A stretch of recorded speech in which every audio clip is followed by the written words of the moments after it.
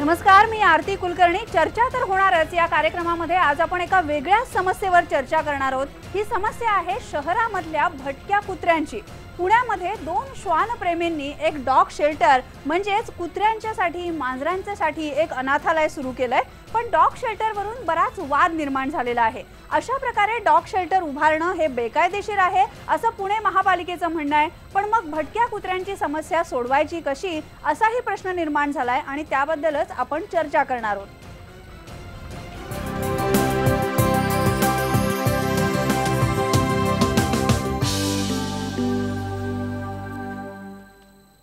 पुण्यामधल्या भटक्या कुत्र्यांना हक्काचं घर मिळावं यासाठी कॅन्सर तज्ञ रवी कसबेकर आणि पद्मिनी स्टंप यांच्या मिशन पॉसिबल ट्रस्ट तर्फे पुण्यामध्ये 7 लव्स परिसरामध्ये एक डॉग शेल्टर चालवलं जातं। पण हेच डॉग शेल्टर महापालिका पाडायला निघालेली आहे आणि त्यामुळे या डॉग शेल्टर मधली 300 कुत्री पुन्हा एकदा रस्त्यावर येण्याचा धोका आहे। बघूया नेमका काय आहे पुण्यातल्या भटक्या कुत्र्यांचा प्रश्न।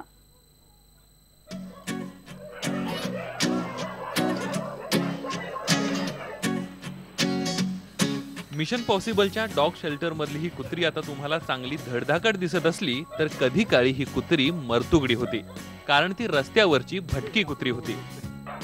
पण डॉक्टर रवी कसबेकर आणि पद्मिनी स्टंप यांनीच त्यांना हे आपलं हक्काचं घर मिळवून दिलंय। चांगलं खाऊ पिऊ घातलं। त्यामागचा त्यांचा उद्देश फक्त हाच होता की रस्त्यावरील भटक्या कुत्र्यांची संख्या कमी व्हावी। थोडक्यात जे काम पालिकेनं करणं अपेक्षित आहे ते काम मिशन पॉसिबल संस्थेमार्फत केलं जात आहे। पण हेच डॉग शेल्टर आता पालिका पाडायला निघाली आहे। कारण काय तर म्हणे शेजाऱ्या पाजाऱ्यांना या कुत्र्यांच्या भुंकण्याचा त्रास होतोय। होत असेलही, नाही असं नाही, पण म्हणून काय ही कुत्री पुन्हा रस्त्यावर सोडायची का असा साधा प्रश्न हे संस्थाचालक विचारतायत।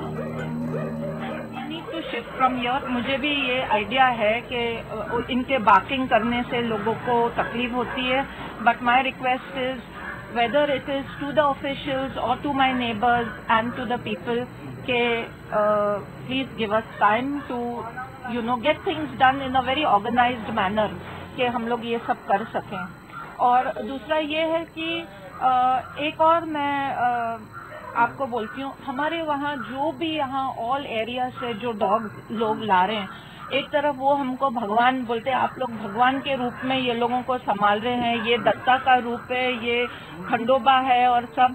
End then I have certain people who think we are Satan, कि हम लोग बहुत बुरा कर रहे हैं। ही आमची पाळीव कुत्री नाही, they are all from road. आम्हाला दिसली वाईट कंडिशन मध्ये होती, इंज्युअर्ड झाली ती, आमच्या डोळ्यासमोर झाली म्हणून आम्ही उचलून त्यांना इथे आणलं। मग जेव्हा लोकांना कळलं की आम्ही असं सगळं गोष्ट आम्ही मदत करतो, तर त्यांनी आणून तिकडे टाकायला सुरुवात केली। पहिल्यांदा रिक्वेस्ट करायची, आम्ही घ्यायचो, मग ते स्टार्टेड विथ 1 डॉग। मग तेव्हा काय आम्हाला तेवढी काही गरज पडली नाही कशाची। मग हळूहळू करताना लोक येऊन जबरदस्तीने टाकले, म्हणून मी कॅमेरा पेपर लावून घेतले होते आम्ही। दीज पीपल आता ह्यांना या एवढी लोक असल्यामुळे, एवढी कुत्री असल्यामुळे ह्यांना आवाजाचा त्रास होतो, म्हणून कंटिन्युअस त्रास नाहीये पण होतो, तो आम्हाला पण माहिती आहे। पण तो त्रास होतो म्हणून ह्यांना मी परत रस्त्यावर टाकायचं का? ही संस्था फक्त भटकी कुत्री सांभाळतच नाहीये तर दत्तकही देते। त्यांनी आतापर्यंत तब्बल 1400 कुत्री दत्तक म्हणून दिली आहेत। या संस्थेचं काम लोकांना माहिती झाल्यापासून अनेक जण रात्री बेरात्रीच भटक्या कुत्र्यांना इथं आणून सोडतायत। या डॉग शेल्टर हाऊस मध्ये सध्या सुमारे 300 कुत्री आहेत। अशा प्रकारे रस्त्यावरती भटकणारी जी कुत्री आहेत त्यांना सोडून दिलेलं आहे, ती जखमी आहेत। सगळ्या प्रकारची कुत्री इथं आणली जातात, त्यांची देखभाल केली जाते, त्यांना आंघोळ घातली जाते, त्यांचे उपचार केले जातात, त्यांना खाऊ घातलं जातं आणि अशी कुत्री नंतर जे लोक आहेत त्यांना पाळण्यासाठी दत्तक दिली जाते। लोकांना त्रास होत असल्यानं संस्थाचालक हे डॉग शेल्टर इथून हलवायला देखील तयार आहेत। त्यासाठी त्यांनी सासवड परिसरात जागा देखील निश्चित केली आहे। फक्त त्यांना शिफ्टिंगच्या कामासाठी थोडा कालावधी वाढवून हवाय, पण पालिकेकडून मुदतवाढीबाबत कोणताच प्रतिसाद मिळत नाहीये। म्हणूनच उद्या जर समजा हे डॉग शेल्टर पालिकेनं पाडलं तर आता कुठे माणसाळलेली ही कुत्री पुन्हा भटकी बनतील आणि पुणेकरांना त्याचा त्रास होईल। एवढी साधी गोष्ट सुद्धा पालिकेच्या अधिकाऱ्यांच्या डोक्यात घुसत नाहीये। म्हणूनच किमान ही बातमी बघून तरी पालिकेचे डोळे उघडतील अशी आशा करूयात। पाहूयात काय होतंय ते। व्हिडिओ जर्नलिस्ट सचिन हंचाटेसह अद्वैत मेहता, IBN लोकमत, पुणे। पुणे शहर शहरामध्ये 60,000 भटकी कुत्री आहेत. दरवर्षी ठेकेदारांच्या मार्फत 10,000 कुत्र्यांचं निर्बीजीकरण केलं जातं. पण कायद्यानुसार जिथे निर्बीजीकरण केलं जातंय तिथेच कुत्र्यांना सोडावं लागतं. महापालिकेकडे स्वतःचं कुत्र्यांवर उपचार करण्यासाठीचं हॉस्पिटल नाही. पद्मिनी स्टंप आणि रवी कसबेकर यांच्या कामाबद्दल महापालिकेला आदर आहे, पण आजूबाजूच्या रहिवाशांना या डॉग शेल्टर मधल्या कुत्र्यांच्या भुंकण्याचा त्रास होतो आणि त्यामुळे या डॉग शेल्टरवर कारवाई करण्याशिवाय इलाज नाही असं महापालिकेचं म्हणणं आहे. हे डॉग शेल्टर येरवडा परिसरात हलवावं अशी सूचना महापालिकेनं केली आहे. सदर ठिकाणी मी स्वतः व्हिजिट केली. त्याप्रमाणे तिथं तो कॅम्पस आहे, त्यामध्ये तर इलिगल शेड्स पण आहे. इलिगल शेड एक तर कुत्र्यांसाठी पण ठेवलेले आहे आणि जे कुत्र्यावर लक्ष ठेवतात, कुत्र्यावर जे हे करतात तर त्यांच्यासाठी पण ते राहण्यासाठी त्यांनी इलिगल शेड्स केले. आणि त्या कॅम्पसमध्ये त्यांचे फ्लॅट धारक पण आहेत, म्हणजे त्यांचं स्वतःची कॅम्पस नाही, त्यामुळे फ्लॅट धारकांना त्रास होते. आम्ही 1-2 वर्ष त्यांना तोंडी सांगून सुद्धा काही उपाय होत नाही, म्हणून आम्ही शेवटी नोटीस दिलेली आणि त्याप्रमाणे आम्ही त्यांना विनंती केली की तुम्ही शिफ्ट व्हा. त्यांनी नंतर आम्हाला आश्वासन दिलं, परंतु ते काही झालं नाही. त्यानंतर महानगरपालिकेने त्यांना 5 एकर जागाची ऑफर पण केली, परंतु ते तयार नाही त्यासाठी. नायडू हॉस्पिटलला आम्ही त्यांना आमची जी जागा आहे ती पण तुम्ही चालवा याप्रमाणे त्यांना विनंती केली, परंतु ते म्हटले की नाही आम्हाला इथंच पाहिजे. त्यांनी आता आम्हाला भेटले, माननीय आयुक्तांना ते भेटले. त्यांनी एक ॲफिडेव्हिट पण दिले की मला मे अखेर तुम्ही शेवटची संधी द्या. तर माननीय आयुक्तांनी पण ती चर्चेनंतर निर्णय नाही दिला, परंतु आम्ही विनंती आता त्यांना तेच केली की शेजाऱ्यांना त्रास होणे आता तरी काहीतरी तुम्ही प्रिकॉशन घ्या. आपण बघितलं महापालिकेनं नोटीस दिलेली आहे, पण आता या डॉग शेल्टरचं नेमकं करायचं काय असा प्रश्न या डॉग शेल्टरच्या संचालकांना पडलेला आहे. डॉक्टर रवी कसबेकर आणि पद्मिनी स्टंप हे सहकारी हे डॉग शेल्टर चालवतात. आपण त्यांच्याशी बोलणार आहोत आणि त्याचबरोबर नाशिकहून सामाजिक कार्यकर्ते सत्यजित शहा सुद्धा आपल्या बरोबर आहेत. या भटक्या कुत्र्यांची समस्या सोडवा अशी पत्र वारंवार त्यांनी महापालिकेला लिहिलेली आहेत. यावर नेमका काय उपाय आहे यावर आपण चर्चा करणार आहोत. पहिल्यांदा आपण डॉक्टर रवी कसबेकरांकडे जाऊया. डॉक्टर रवी कसबेकर, तुमचं हे पुण्यातलं जे डॉग शेल्टर आहे ते आम्ही बघितलं. खरोखरच तुमचं काम मोठं आहे आणि या भटक्या कुत्र्यांच्या समस्येवर काहीतरी उपाय काढण्याचा प्रयत्न तुम्ही केलेला आहे. पण आता महापालिकेनं नोटीस दिल्यानंतर आता तुमची भूमिका काय आहे?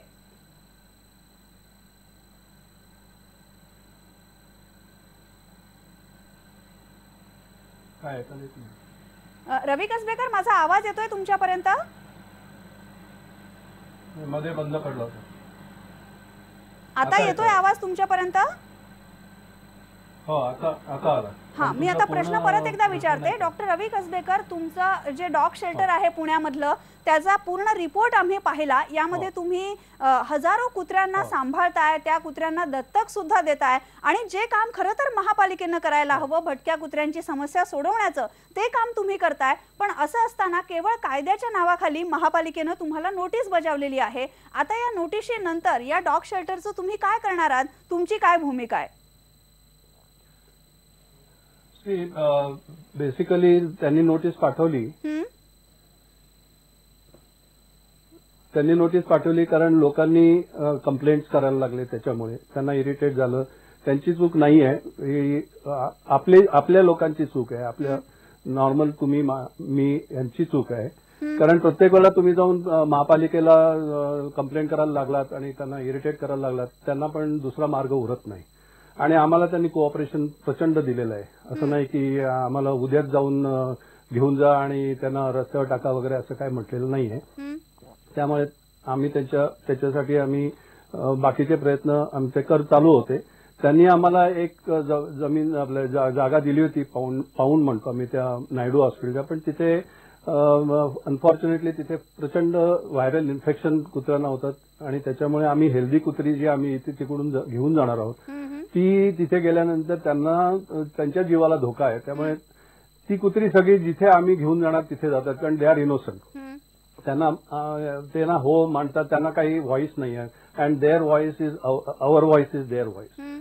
आपण माणुसकी आणि जर ठेवली आणि आपण जर विल पॉवर जर असेल आपल्याला तर आपण या गोष्टी सॉल्व्ह करू शकतो. आपल्याकडे जसं म्हणतो आपण की पॉलिटिकल विल पाहिजे, तसंच आपल्याकडे आपल्या रेग्युलर आपलं जे समाज आहे समाजाची विल पॉवर पाहिजे. समाजाने समजून घ्यायला पाहिजे की हा अल्टिमेटली हा त्रास समाजाचाच होणार आहे, बरोबर आहे, समाजालाच होतो. बरोबर आहे. आपण सगळ्यांनी समजून घ्यायला पाहिजे. आपण पद्मिनी स्टंप यांच्याकडे सुद्धा जाऊया. पद्मिनी मैडम, आपने इस सब काम को नाम दिया है मिशन पॉसिबल, जो बहुत ही मिशन इम्पॉसिबल है उसको आपने पॉसिबल करके दिखाया है। फिर भी कॉरपोरेशन ने आपको नोटिस दी है कि आपका ये जो डॉग शेल्टर है वो इलीगल है। इस सिचुएशन में क्या करना चाहिए, क्या सॉल्यूशन है आपके पास? आज तक तो कॉर्पोरेशन ने हमारे साथ कोऑपरेट ही किया है और जो भी कुछ अब हुआ है वो हुआ है हमारे आजू बाजू वाले लोगों के वजह से। वो लोग पहले से ही हमारे अगेंस्ट थे। जब से मेरे पास पहला कुत्ता आया है वो टाइम से ये लोग हमारे अगेंस्ट थे कुत्तों की सेवा करने से, पर हम करते गए और कुत्ते आते गए, हम सेवा करते गए बिकॉज वी फेल्ट गुड, हमको अच्छा लगा ये काम से और हम लोग करते जाएंगे जिंदगी भर। नो मैटर व्हाट हम लोग उनकी सेवा करेंगे क्योंकि किसको तो करना ही चाहिए ना। जी, आपल्याबरोबर सत्यजित शहा आहेत, जे सामाजिक कार्यकर्ते आहेत आणि पर्यावरणवादी कार्यकर्ते सुद्धा आहेत. आपण त्यांनाही विचारूया. सत्यजित शहा, आता आपण या डॉग शेल्टरची जी केस आहे ती बघितली पुण्यामधल्या. डॉक्टर रवी कसबेकर आणि त्याचबरोबर पद्मिनी स्टंप हे दोघंही जण भटक्या कुत्र्यांना त्यांनी आश्रय दिलेला आहे, त्यांच्यासाठी अनाथालय सुरू केलेलं आहे. महापालिकेकडे अशा कुत्र्यांवर उपचार करण्यासाठी हॉस्पिटल सुद्धा नाही. मग अशा स्थितीमध्ये मिशन पॉसिबल सारख्या संस्थांची जबाबदारी येते. पण तरी सुद्धा वेगवेगळ्या शहरांमध्ये, फक्त पुणेच नाही, वेगवेगळ्या शहरांमध्ये महापालिकेने ही समस्या कशी सोडवायला पाहिजे असं तुम्हाला वाटतं? मी सर्वप्रथम त्या मिशन पॉसिबलचे जे दोघं जण आहेत त्यांचं कौतुक करू इच्छितो की जे शासनाचं काम आहे ते त्यांनी केलेलं आहे. म्हणजे त्यांना तर उलट शासनाने एवढ्या सोयी सुविधा द्यायला पाहिजेत त्यांना. आता ते कोण महानगरपालिकेचे म्हणाले की त्यांना जागा दिली, त्यांना जागा देऊन त्यांना पैसा पुरवला पाहिजे, त्यांना औषधं पुरवली पाहिजेत. कारण हा भटक्या कुत्र्यांचा प्रश्न सोडवण्याचे 2 किंवा 3च मार्ग आहेत. एक तर पहिलं म्हणजे निर्बीजीकरण. आता निर्बीजीकरण कसं होतं, काय होतं, याचा माझ्याकडे ठाण्या महानगरपालिकेने मला जी उत्तरं दिली आहेत निर्बीजीकरणावरून, त्याच्यावरून तर कळतं की निर्बीजीकरण हा एक विनोदी आहे. म्हणजे ह्याच्यावर एक विनोदी चित्रपट निघू शकतो, कुत्र्यांचं निर्बीजीकरण. बरोबर. कारण निर्बीजीकरण होऊन सुद्धा ठाण्यात एवढी लहान लहान पिल्लं दिसतात. आता ती कोणामुळे झाली, कशी झाली, नशीब राजकारणी म्हणत नाहीत की त्यात विरोधकांचा हात आहे किंवा परकीय शक्तीचा हात आहे, असं हे म्हणत नाही. हे चांगलं आहे. म्हणजे निर्बीजीकरण अजिबात यशस्वी झालेलं नाहीये. आणि दुसरं, हायकोर्टाने सुद्धा सांगितलंय की हे डॉग शेल्टर उभारा. त्यांनी स्थानिक स्वराज्य संस्थांना जबाबदारी दिली की तुम्ही डॉग शेल्टर उभारा. मुंबईमध्ये सुद्धा अगोदर पालघरला जागा दिली होती, पण आता वाड्याला जागा दिली, पण स्थानिक स्वराज्य संस्था पुढे काही करत नाहीये. ठाण्याला डॉक्टर उदय कुलकर्णी हे स्वतः त्यांचं रुग्णालय आहे, ते असून सुद्धा ते स्वतः हे डॉग शेल्टर चालवायला तयार आहेत. पण शासन पुढे काहीच हालचाल करत नाही. कारण शासनाने म्हणजे कोर्टाने म्हणजे न्यायालयाने निर्णय दिलाय, पण शासन काही करत नाहीये. बरोबर. तुम्ही जे म्हणता की शेवटी जर कायद्यानुसार करायचं झालं तर ते स्थानिक स्वराज्य संस्थांची जबाबदारी आहे, त्या महापालिकेची जबाबदारी आहे, पण सरकार काहीच करत नाही असा एक आरोप सामाजिक कार्यकर्ते सत्यजित शहांनी केलेला आहे. हे जे पुण्यामधलं डॉग शेल्टर आहे डॉक्टर रवी कसबेकर आणि पद्मिनी स्टंप यांचं, त्याचा शेजाऱ्या पाजाऱ्यांना, रहिवाशांना त्रास होतोय आणि त्यामुळे हे जे डॉग शेल्टर आहे ते शहराच्या बाहेर येरवड्याला हलवावं असं महापालिका म्हणते. त्यावर सुद्धा आपण त्यांना विचारणार आहोत. पण आता एक ब्रेक घेऊया, ब्रेक नंतर पुन्हा भेटूया.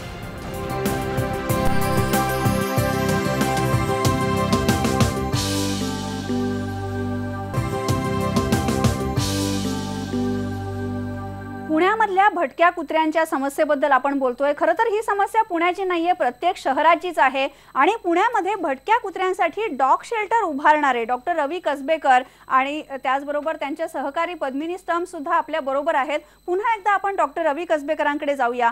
डॉक्टर रवी कसबेकर, या भटक्या कुत्र्यांना कुणीतरी आश्रय द्यायला पाहिजे, त्यांच्यावर उपचार करायला पाहिजेत, ही भूमिका तुमची बरोबर आहे. पण सामान्य नागरिकांची एक प्रतिक्रिया असते की या भटक्या कुत्र्यांचा आम्हाला खूप त्रास होतो, ते रात्री बेरात्री अंगावर येतात, त्याचबरोबर त्यांच्या मार्फत काही रोग पसरण्याची भीती सुद्धा असते आणि त्यामुळे या भटक्या कुत्र्यांच्या बद्दल कुणाच्याही मनामध्ये सहानुभूती नाहीये. याला तुम्ही काय म्हणाल?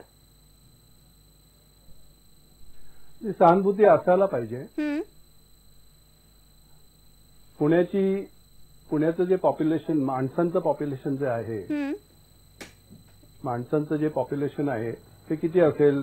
40-50 लाख असतील. आणि भटक्या कुत्र्यांची, ऍक्च्युली ते भटक्या कुत्र्यांचं नाहीये, ते अनाथ बेवारशी कुत्री आहे, त्यांची लाखापर्यंत समजा आपण स्ट्रेचेबल केली. बरोबर. आपण असं ठरवू, आपण असं म्हणूया की प्रत्येक फॅमिलीनी एक जर कुत्रं अडॉप्ट केलं तर प्रश्न भटक्या कुत्र्या किंवा बेवारशी कुत्र्यांचा होतच नाही. प्लस पण त्याच्यामध्ये स्वच्छतेचा प्रश्न आहे. म्हणजे भटक्या कुत्र्यांना जर घरामध्ये आणलं किंवा त्यांना अडॉप्ट केलं तर बऱ्याच ठिकाणी आरोग्याच्या समस्या निर्माण होतील, स्वच्छतेचा प्रश्न निर्माण होईल, अशी नागरिकांची तक्रार असते.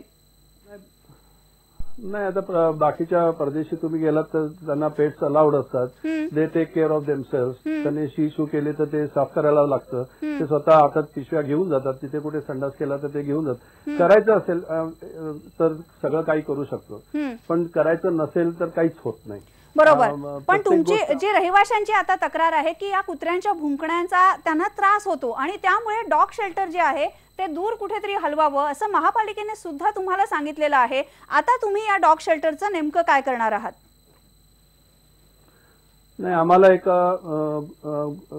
गृहस्थांनी आम्हाला एक अमरसिंग जाधवरावांनी आम्हाला जागा दिलेली आहे 3 एकर. आणि 3 महिन्यामध्ये आम्ही हे संबंध शेल्टर तिथे शेड बांधून आम्ही शिफ्ट करणार आहोत. त्यामुळे लोकांना, बाजूच्या लोकांना जो त्रास होतो तो होणार नाही याच्यानंतर.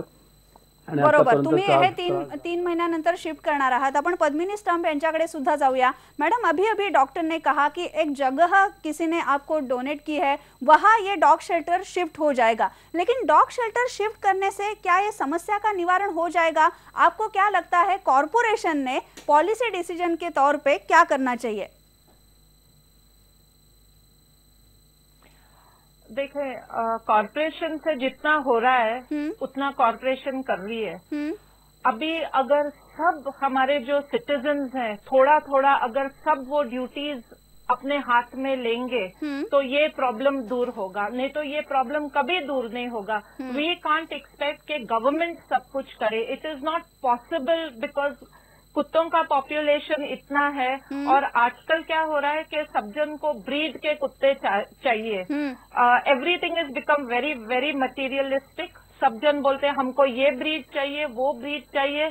फिर भी हम लोग ने आज तक 1400 प्लस कुत्ते अडॉप्ट कराए हैं. और हम लोग जितना हमारे से होता है हम लोग ये काम करेंगे to help the animals. We feel it is a कर्तव्य कि हम लोग एनिमल्स की सेवा करें और साथों साथ हमारी गवर्नमेंट की भी हम लोग मदद करें. बरोबर. आपण सत्यजित शहांना सुद्धा विचारूया. सत्यजित शहा, आपण बघतोय की हे दोघं जण जे डॉग शेल्टर चालवणारे सहकारी आहेत हे अतिशय सहानुभूतीच्या दृष्टीनं बघतायत, पण तरी सुद्धा एक व्यवहार्य तोडगा याच्यावर काय असू शकतो? तुम्ही जेव्हा जेव्हा महापालिकेला, सरकारला पत्र लिहिलेली आहेत त्याच्यामधून खूप धक्कादायक आकडेवारी येते. म्हणजे माणसांची संख्या आहे त्या तुलनेत कुत्र्यांची संख्या सुद्धा सगळ्या शहरांमध्ये वाढतेय. तुम्हाला काय वाटतं, यावर काय धोरणात्मक उपाय करायला हवा?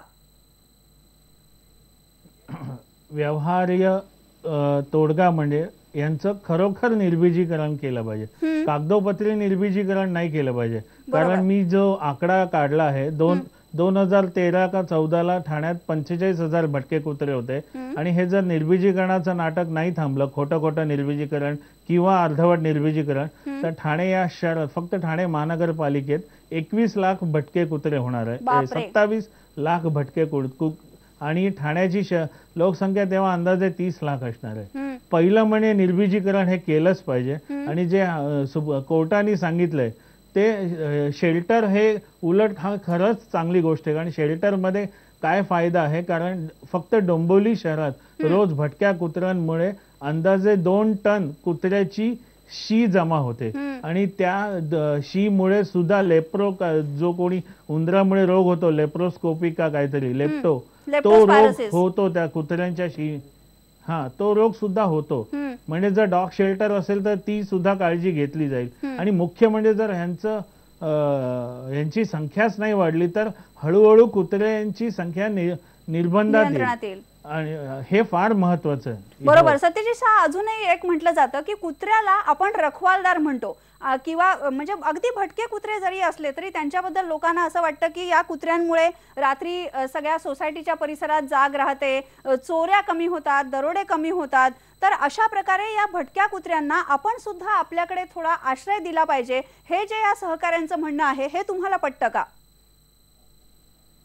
नाही, आश्रय म्हणजे कोणी द्यायचा, कारण मी बऱ्याचदा बघितलं हे सो कॉल्ड प्राणी मित्र त्यांच्या घरातून खाली येतात, खायला टाकून वर निघून जातात। पण भटक्या कुत्र्यांना याच प्राणी मित्रांनी जर दत्तक घेतलं तर सगळे प्रश्न सॉल्व्ह होतील।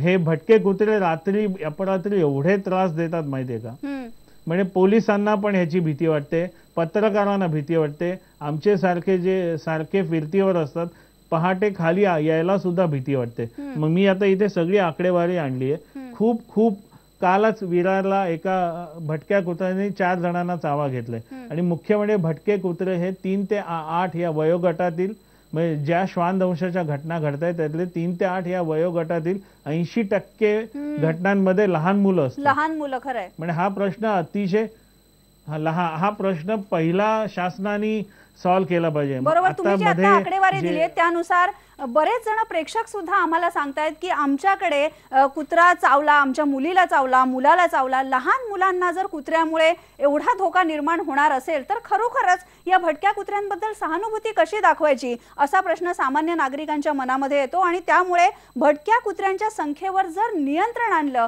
तरच ही समस्या सुटू शकेल। आता इथेच थांबूया, पहा फक्त IBN लोकमत।